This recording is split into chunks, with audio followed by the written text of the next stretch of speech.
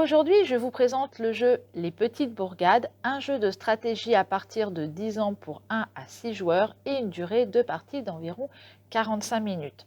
Établissez votre ville en y construisant maisons et bâtiments en utilisant les ressources que vous récupérez. Chaque joueur récupère un plateau individuel constitué de 16 cases où vous placerez vos bâtiments. Les ressources dont vous aurez besoin forment une réserve. Il y a du bois, du blé,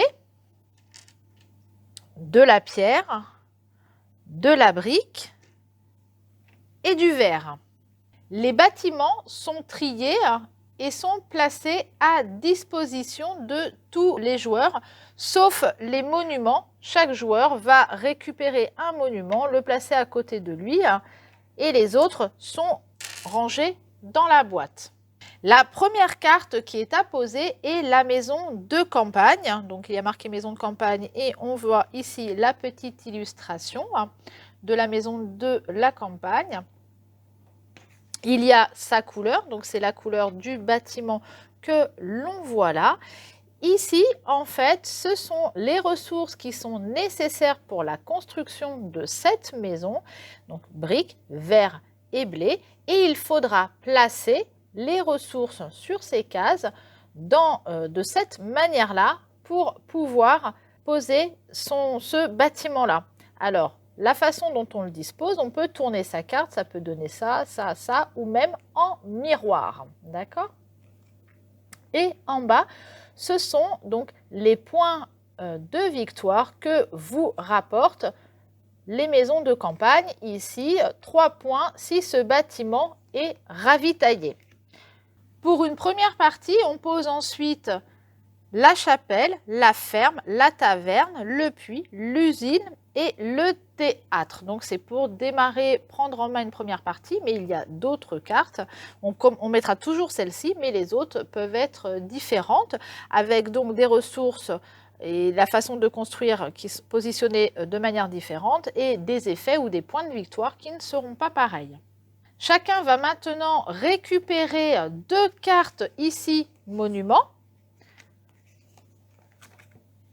en choisir une, donc ça va être un objectif à accomplir, enfin s'ils le peuvent, pour construire un monument. Donc de la même façon, il va falloir avoir les ressources ici, le poser comme ça, et puis regarder en bas, en fait, le point de victoire ou l'effet que vous donne la construction de bâtiments.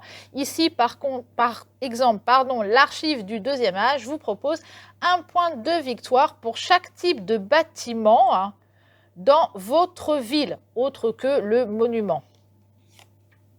Ici, vos maisons non ravitaillées vous rapportent 3 points chacune. Ah, ça peut être intéressant. Donc du coup, par exemple, je ne sais pas, il dit, ben voilà, je vais garder celle-ci. L'autre est défaussée. L'autre joueur, de la même façon, va choisir un de ces monuments et va défausser l'autre. Bien sûr, elles sont mises face cachée pour pas que les autres joueurs puissent le voir. Il faudra uniquement la montrer une fois qu'on a posé ses ressources et à ce moment-là qu'on a construit et on pourra retourner sa carte.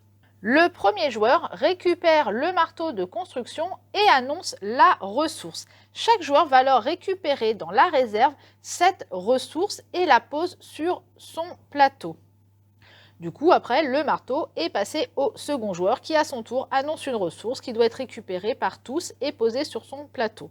Donc le premier joueur ici, par exemple, il dit mais je voudrais récupérer une brique. Chacun va alors récupérer une brique. Celui-ci dit par exemple je la pose là, celui-ci dit par exemple je la pose ici. On passe le marteau au second joueur qui va dire mais maintenant je veux récupérer une autre brique.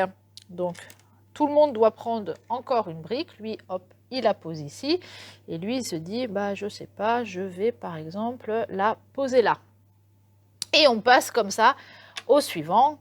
Il dit, mais moi je veux prendre un verre. Alors tout le monde récupère un verre, voilà, et lui il récupère son verre, et cela lui complète, regardez ici, la possibilité de construire la taverne. En ce cas, dès qu'il a tout ce qu'il faut, il récupère le bâtiment et le place à l'endroit dans un des cases où il y a les ressources, ici, ici ou ici, comme il veut. Donc, admettons qu'il la place ici, les ressources sont alors remises dans la réserve générale. Quand un joueur a entièrement rempli son plateau de ressources et qu'il ne peut plus construire, il a achevé sa ville. Il passe alors au décompte de ses points et ne peut plus annoncer de retour. De ressources, pardon. Par contre, les autres joueurs continuent la partie. Elle se termine après que tous les joueurs ont achevé leur ville. Chacun fait alors le total de ses points sur le bloc de score. Une chose avant de passer au bloc de score, je vous ai dit ici, par exemple, que la maison devait être ravitaillée. Donc, pour ravitailler les maisons de campagne, il va falloir construire, hop, une ferme ici, ravitaille 4 bâtiments n'importe où dans votre ville. Donc, il faudrait mettre une ferme pour pouvoir ravitailler la maison qui rapporterait 3 points. Une maison qui n'est pas ravitaillée, par exemple, admettons que lui a mis, je ne sais pas, hop, par exemple, c'est 5 maisons et qu'il a mis une ferme. La ferme va pouvoir ravitailler 4 maisons, mais celle-ci ne sera pas ravitaillée. En ce cas, elle ne lui rapportera aucun point. Donc, pour passer ensuite au point, on va prendre le bloc-notes. Chacun va marquer son nom ici, tout en haut. On va commencer par les bâtiments noirs. Ici, l'usine, elle ne donne pas de points, mais en la construisant, vous récupérez une des ressources que vous avez utilisées pour la construire, pour la placer sur l'usine. Du coup, quand un joueur annoncera cette ressource par la suite, vous pourrez prendre une autre ressource de votre choix. Donc, si j'ai construit, donc, je reprends une usine ici et que j'ai placé une ressource, à chaque fois que un autre joueur va annoncer la brique, puisque c'est la brique que j'ai mis, j'aurai la possibilité de le transformer en une autre ressource de mon choix, si ça m'intéresse. Mais ça ne rapporte pas de points. On passe ensuite à la maison de campagne. Je voulais donc expliquer qu'il rapporte 3 points par maison ravitaillée. Ensuite, en orange, ici, c'est la chapelle qui donne 1 point pour chaque maison qui est ravitaillée. Donc, du coup, là, il y aurait 3 x 4, 12 points, plus encore 4 points si la chapelle était construite. Donc, ça ferait du coup 16 points pour ce joueur-là. Bien entendu, si vous n'avez pas construit la ferme, votre maison et votre chapelle ne vous rapportent aucun point. Alors, la taverne, le nombre de points dépend du nombre de tavernes dans votre ville. Le théâtre rapporte 1 point pour chaque autre type de bâtiment qui se trouve sur la même ligne et la même colonne. Et les puits, ici, donnent 1 point de victoire pour chaque maison qui sont adjacentes de haut en bas ou de droite à gauche, mais pas en diagonale, à une maison. Donc, si j'ai mis un puits à cet endroit-là, ça va me rapporter 1 point pour cette maison et 1 point pour cette maison, pas celle-ci parce qu'elle est en diagonale. Donc, ça me rapportera 2 points en plus. Si vous avez construit votre monument et que celui-ci vous rapporte des points, vous le rajoutez. Et ici, vous déduisez toutes les cases qui sont restées vides. Donc, à la fin de la partie, une fois qu'on a tout mis, on doit retirer les ressources qui étaient encore dessus. Des fois, vous allez voir que vous pouvez être bloqué et que vous avez des ressources. Du coup, ça fait des cases vides et vous allez compter toutes les cases vides et vous allez le déduire. Et enfin, ici, vous mettrez le total. Celui qui a remporté le plus de points remporte la partie.